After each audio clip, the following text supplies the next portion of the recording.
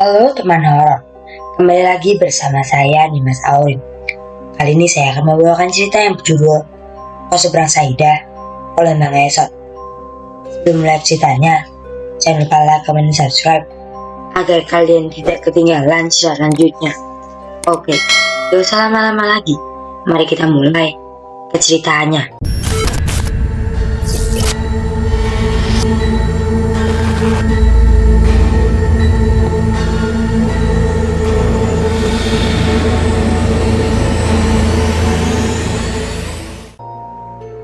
Kos Seberang Saidah.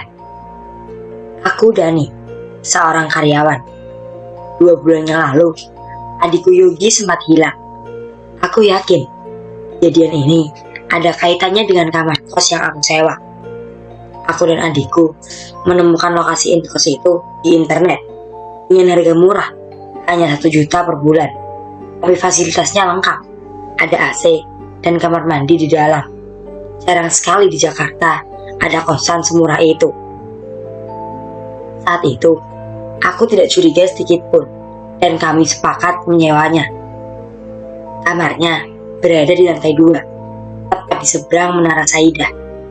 Ada 6 kamar kos, tapi semuanya tidak berpenghuni. Aku dan adikku mengisi kamar nomor 1, dengan tujuan agar dekat dengan tangga. Isi kamar kos terbilang lengkap.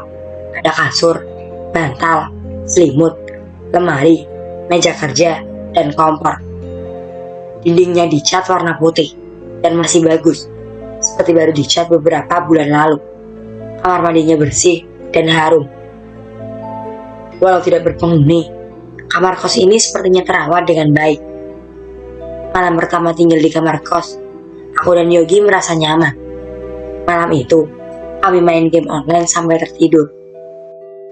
Kejanggalan mulai terjadi saat ku dengar suara sayup-sayup seorang wanita minta tolong, membuatku terbangun. Dengan terhuyung-huyung, ku raih gagang pintu. Tapi anehnya, saat ku periksa di luar, tidak ada siapa-siapa. Sesaat sebelum kembali ke tempat tidur, suara wanita itu terdengar lagi. Terkesan seperti berteriak, membuat Yogi terbangun. "Siapa itu, Kak?" tanya Yogi dengan wajah kantuknya. "Gue nggak tahu. Tadi gue udah cek tapi nggak ada orang." "Duh, jangan-jangan setan, Kak." Yogi memegang lenganku ketakutan. Suara wanita itu tidak mau berhenti. Ia terus berteriak minta tolong. Tapi sekali lagi, saat aku cek, tetap tidak kutemukan siapapun. Ku coba periksa tangga. Di sana, aku melihat sekelebat punggung seorang wanita. Ia berlari keluar komplek kosan sambil tertawa terbahak-bahak. Dugaanku, mungkin dia sedang bikin konten video prank.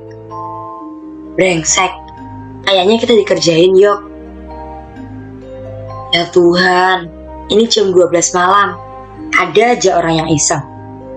"Udah Kak, tidur lagi aja. Besok gue harus kuliah," kata Yogi.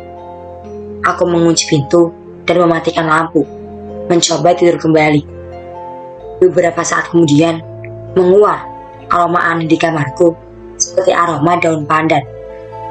Bangkit, mencari sumber bau itu tanpa membangunkan Yogi. Aromanya berasal dari luar.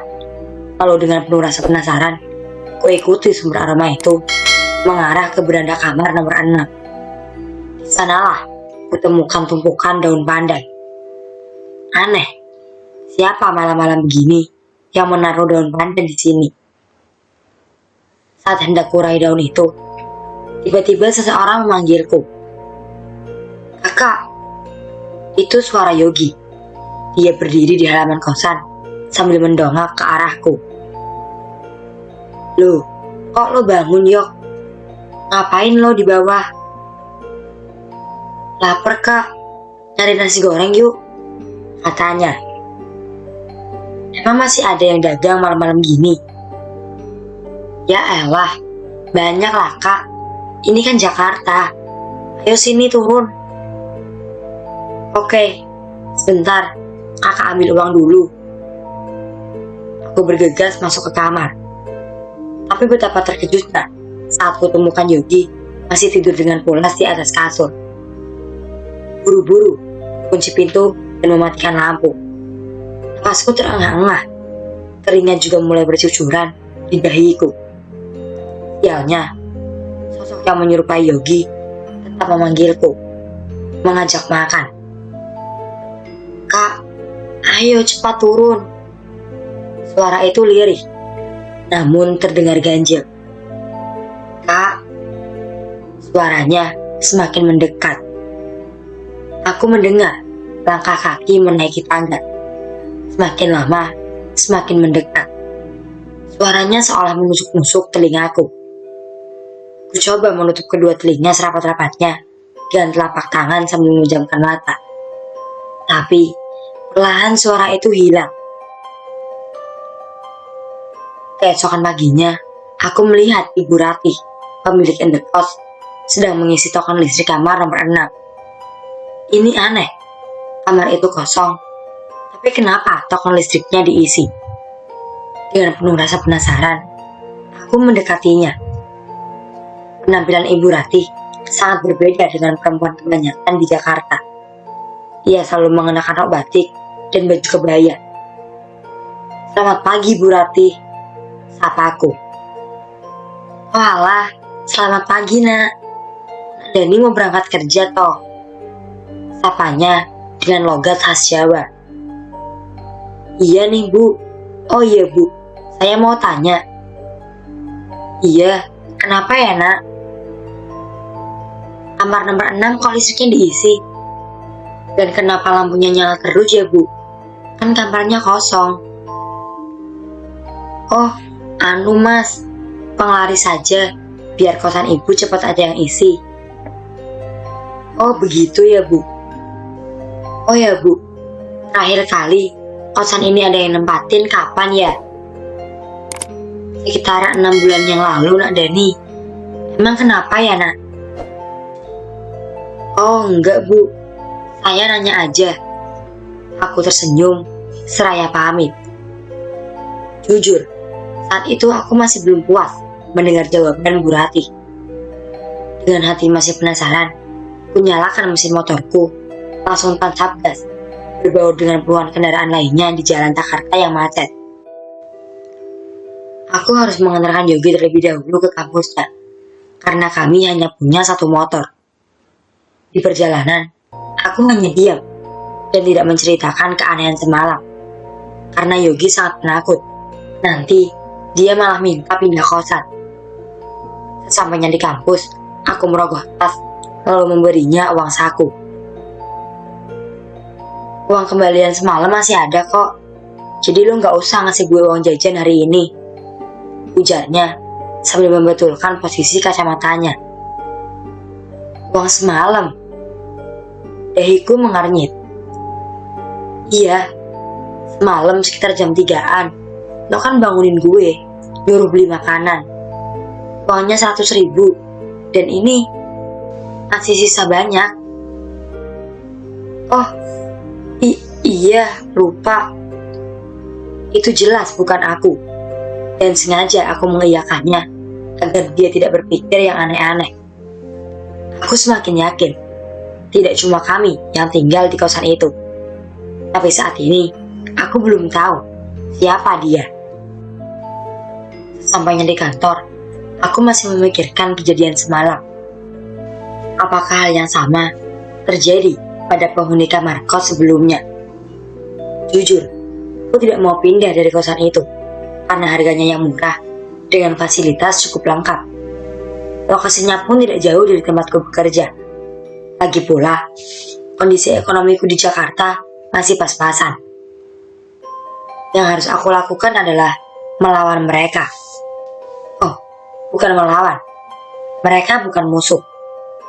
Aku harus bersikap biasa saja. Aku hanya tidak mau kalah. Aku tidak mau lari. Kita sama-sama mau Tuhan, bukan?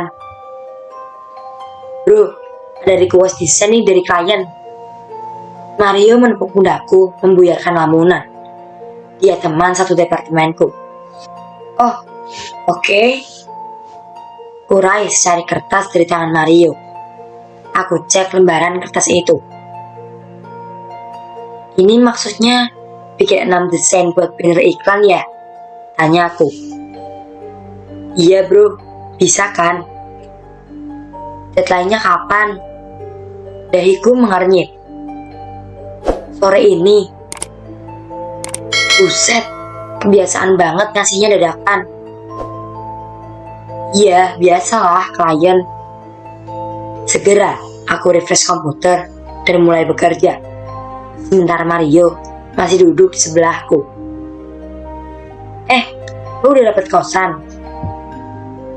Iya bro, tapi ya gitulah, jawabku sambil terus memandangi layar komputer. Itu kenapa? Banyak cewek cakep ya? Campur kan? Bebas kan? Apaan sih? Kosan gue itu ada hantunya, ujarku kesal. Serius? Dia terkejut. Kuceritakan kejadian semalam pada Mario. Dia bergidik ngeri, bahkan menyuruhku untuk pindah kosan. Gue nggak mau pindah kosan, soalnya di sana murah. Kalau gitu, pakai jimat aja. Dia menyeringai. Aku menoleh dengan raut wajah malas. Gue nggak percaya sama jimat. Tapi ini jimat keren, ampuh. Dia mencoba meyakinkanku. Enggak percaya gue. Teman gue pernah pakai, hantu di rumahnya beneran pergi. Enggak ah, apalagi harus beli, tegasku. Harganya murah kok, cuma 100.000. Boleh deh, beli di mana? Tanyaku penasaran. Setelah kerjaanku selesai, dia menunjukkan sebuah situs jual beli jimat online. Dia memilihkan sebuah jimat bekas pakai yang menurutnya ampuh usir hantu dengan harga yang sangat murah. Tapi deskripsi penjual jimat amat aneh. Dijual jimat bekas pakai, ampuh usir semua jenis hantu. No minus, 99% seperti baru. Minat serius, call. Mario, ini kok ada no minus segala ya? Kayak mau beli HP. Serius jual jimat gak sih ini orang? Percaya sama gue, jimat ini pasti ampuh. Soalnya bentuknya persis sama punya teman gue. Mario meyakinkanku lagi. Ku beli jimat itu dengan metode pengiriman same day agar malam ini juga bisa kugunakan. Jimat itu langsung diantar ke kantor.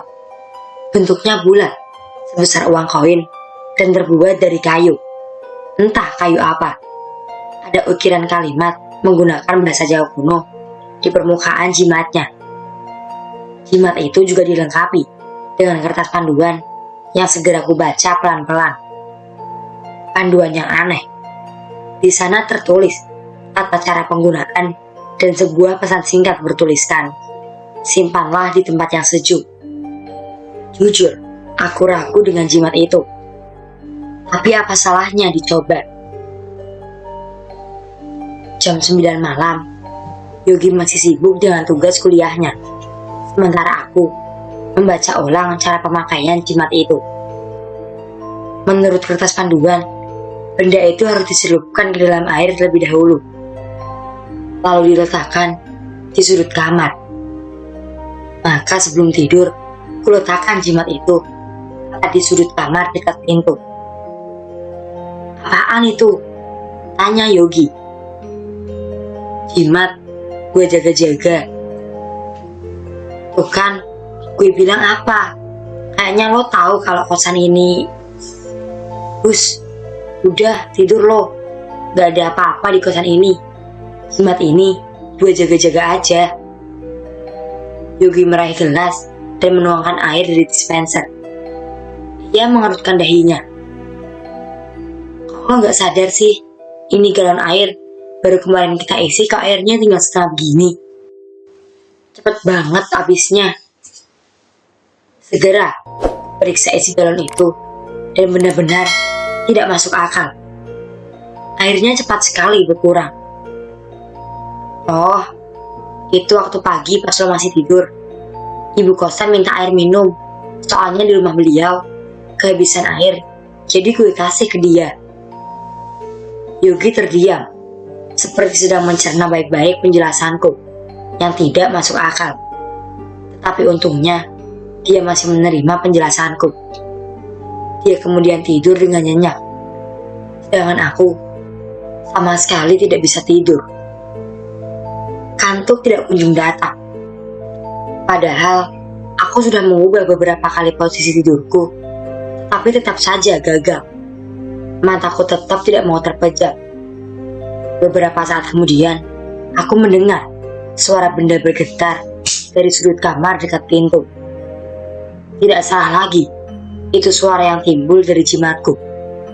Buru-buru menyalakan senter dari smartphone. Perhatikan jimat itu lama-lama. Jimatnya bergetar hebat dan perlahan melambat. Dengan tangan bergetar, aku sentuh jimat itu. Jimatnya menjadi sangat panas, membuat telapak tanganku merah, seperti habis menyentuh knalpot motor. Anehnya, sesaat kemudian jimat itu hangus menjadi abu. Aku meringsut kembali ke tempat tidur. Tetapi, tiba-tiba aku mencium aroma daun pandan menguar memenuhi ruangan. Dari balik tirai jendela, kulihat sebuah bayangan berjalan ke arah kamar nomor 6. Itu bayangan seorang wanita. Aku mengintipnya dengan penuh hati-hati. Mataku menangkap sosok wanita. Itu adalah Ibu Ratih. Ini tengah malam, dan sedang apa dia di sini? Aku hanya bisa melihat Ibu Ratih dari celah jendela. Ia sedang berlutut. Entah ritual apa yang ia lakukan. Aku mendengar sayup-sayup pembicaraannya menggunakan bahasa Jawa. Entah sedang membicarakan apa dan siapa yang diajak bicara. Setelah beberapa saat, tiba-tiba dia menoleh ke arahku. Saya tersenyum.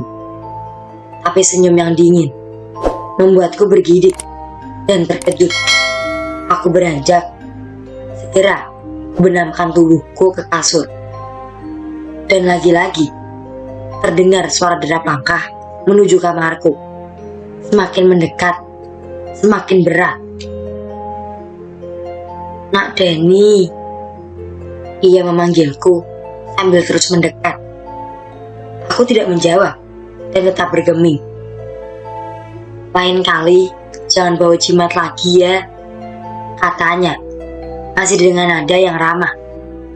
Logat Jawa dari ucapannya terdengar begitu kental. Langkahnya menjauh.